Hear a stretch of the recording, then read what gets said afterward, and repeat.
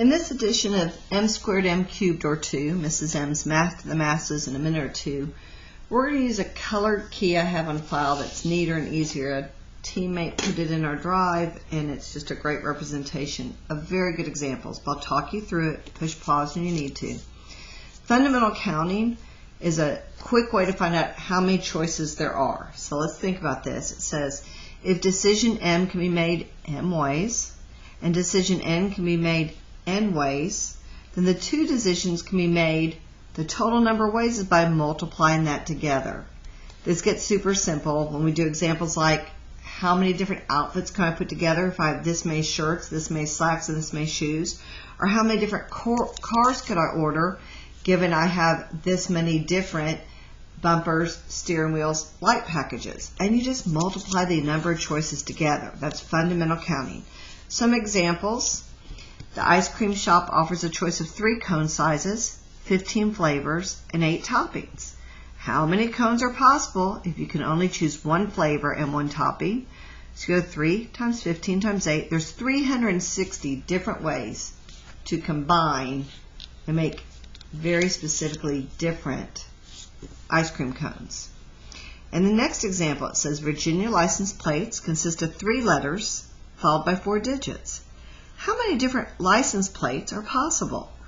So we're going to say we could choose from all 26 letters for the first letter, all 26 letters for the second letter, and all 26 letters for the third letter. Since it's followed by digits, and we have 10 digits, 0 through 9, it'd be 10 times 10 times 10 times 10. When you multiply that all together, you get 175,760,000. So for the next fundamental counting principle example, Nick's science test has a section with 12 true or false questions. How many different ways can Nick answer these questions? So remember there's 12 total, and he has 2 choices, true or false. So it's 2 to the 12th, which put that in your calculator, you get 4,096 different ways he could complete his test. Okay. And the last example we'll be looking at for fundamental counting says to enter their home, the Clayton family enters a 4-digit code. How many codes are possible? So again, there's 10 numbers they can choose from. So they have to put in 4. That's 10 to the 4th. There's 10,000 different codes that could go in. We also want to talk about a term called factorial in this video. So I'm going to show you that the symbol N represents any number. And the symbol factorial, if you're on the TI Inspire, is down at the bottom where you have the alphabet part of your calculator. Next to the letter G, just to the right, you push a button and all these different symbols come up. The exclamation mark means factorial. I also saw it's easy to find on the Desmos Scientific Calculator when you go to their function tab and bring up those choices. So here's factorial.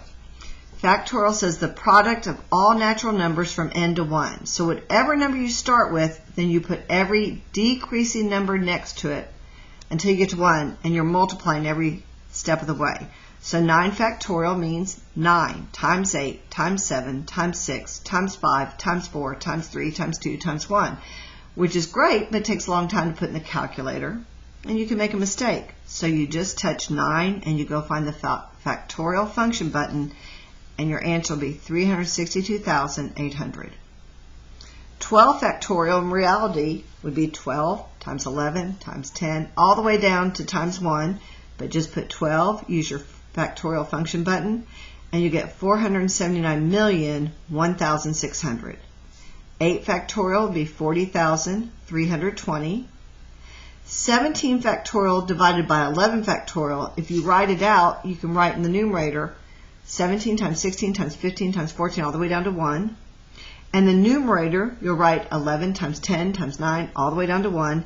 And you'll realize in your numerator you can eliminate everything starting with 11. So you're really just doing 17 times 16 times 15 times 14 times 13 times 12. And that's how you get 8,910,720.